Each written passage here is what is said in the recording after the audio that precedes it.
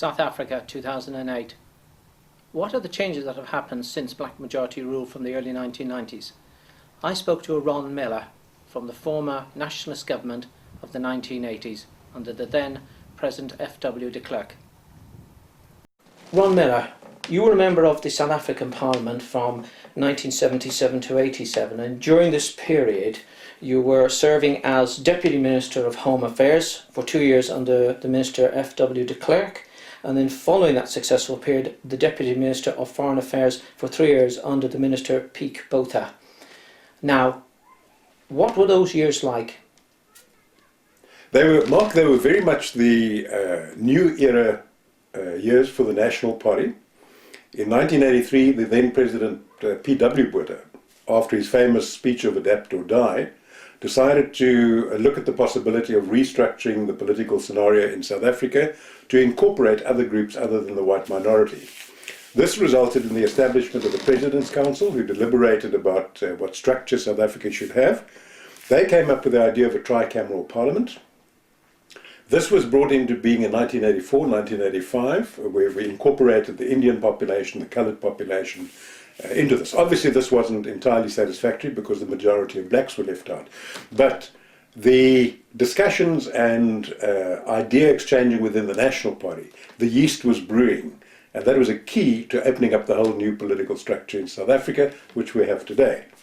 In 1990, the then President F.W. de Klerk decided to unban the ANC, which was a key element in opening up new possibilities in South Africa. After that, we travelled at quite a high speed of reform. A new constitution was drawn up for South Africa, which allowed simple majority rule. This was a momentous change in the South African scenario, from minority white government to a majority rule. That's where we are today. The ANC won the elections. They had a resounding win both in 94 and in 98, and they are today the government of South Africa. So a lot took place between the Adapt or Die speech of P.W. Botha and where we are today. Now, those seminal years that you refer to when you were, of course, serving in the government, and the comparison with what has happened today, is democracy an appropriate fit for South Africa? This is an extremely important question within the African context. To understand the South African propensity for democracy, one needs to go back a little bit and just have a look at the cultural groups which we have in South Africa. We really have three major cultural groups, each of which has its own propensity for democracy. The majority, by far the majority, about 60% of our South African population, are still within a cultural framework of what we call tribal traditional. The next group, which is the second largest one, is a Western democracy, which was brought over from Europe and practiced for many years by the minority. And then we have a third interesting group, which we call the cultural migration group, which are people from the tribal traditional setup who've now moved into the urban areas over the years and have established their own subculture. To illustrate the difference between the three in the main arena would give us some idea what the propensity for sustaining democracy is in South Africa. When we wrote the new constitution in 1991 and 92, it was built on a last of democracy in terms of the Western model. That was accepted by all the parties concerned in order to get South Africa launched into a new era. But if you look at the largest group, which is the tribal traditional group, they have totally different value systems to your Western group. And because they're the majority, they're also the predominant power base for the ANC and the Inkatha Freedom Party of Chief Mangosuthu Buthelezi of KwaZulu-Natal. Now, if you look at the tenets of their value system, the major differences between them and the Western system are, for instance, that leaders are hereditary leaders. They're not elected in a democratic fashion. We currently impose a democratic ballot system on those people, but all they do is they vote for their traditional leaders anyway. Those people who are traditional leaders then become the candidates and they get voted back into power.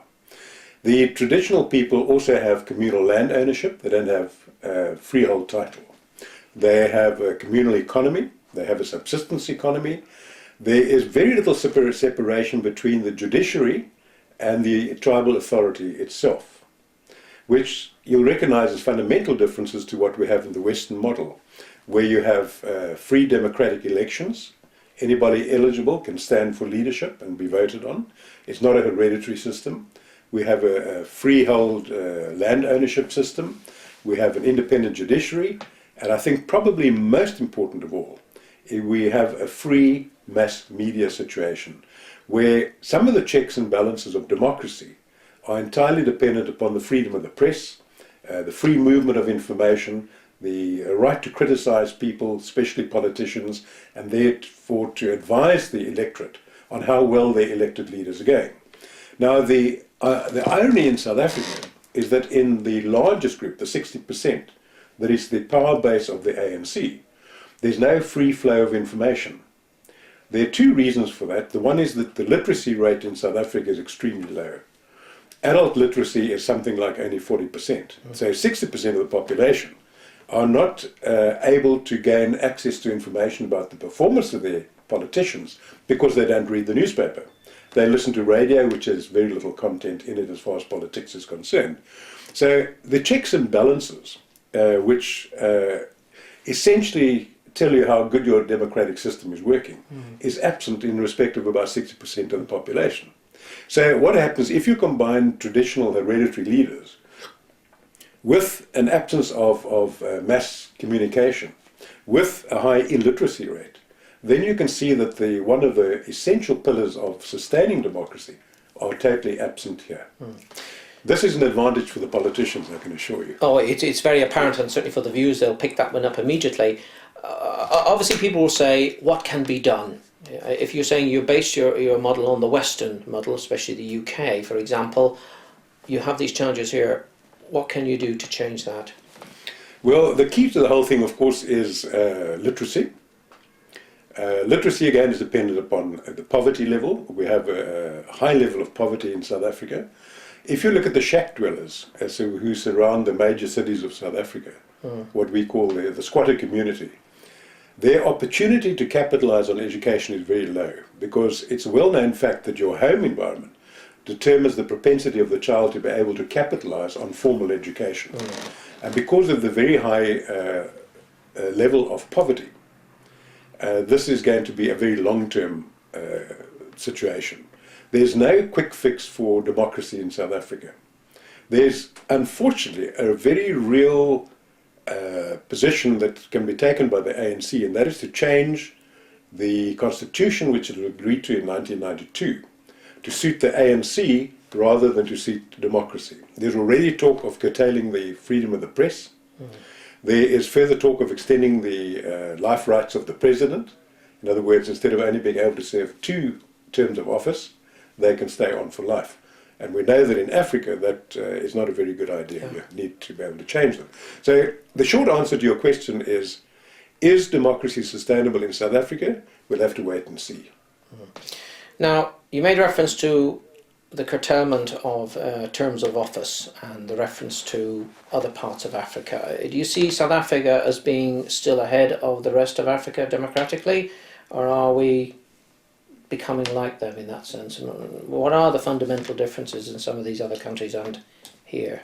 One of the major differences between the countries north of us and South Africa is the momentum of democracy here, the momentum of free enterprise, the momentum of the Western driving force of a productive society as compared to a consumer society. Your tribal traditional people are essentially a consumer society rather than a producer. Your Western culture is a producing society which adds value to whatever it is that they do. One can understand this in terms of the historical situation where these people were peasant farmers, they were hunter-gatherers, they never really had the opportunity for industrialization in their own right. They joined the Western democracy which came from Europe, and they went to work in their factories, etc. But they have to still catch up quite a lot there. Now, the real determining factor, I think, is going to be the speed with which change may come about in terms of our democratic system depends upon the tensions within the ANC. The ANC are not very good losers. If they lose an election, they will go to extreme lengths to retain power. We saw an example here when the DA took over the city of Cape Town in the municipal elections, that the provincial government, which is run by the ANC, attempted to use every tool in the constitution to unseat the winning party. Fortunately, due to popular pressure from the media and a variety of other pressures which came from overseas, they desisted from trying to unseat the party in unconstitutional ways. Now, when I say that it also depends on the tensions within the ANC, if you find two factions developing, the faction in power, namely Thabo Mbeki, current president, may decide that it's to his advantage to make certain changes to the constitution. Those changes will definitely make inroads into the democratic rights of the citizens of South Africa. For the majority of people, it won't really matter. That's the 60% I was telling you about. But for your productive society, which is the Western group, which is the Europeans, a large number of coloureds and the Asian population of South Africa, it will certainly undermine their democratic rights, because more power will devolve to Parliament rather than to the voter. And that's what we'll have to wait and see. But the momentum which we have from the 1990 changes in South Africa, the 300 years of history of white or Western civilization here, means that we probably have more leeway to find our way into the future than perhaps some of the other countries which were colonies, and when the colonial power left there was a vacuum. We don't have that here.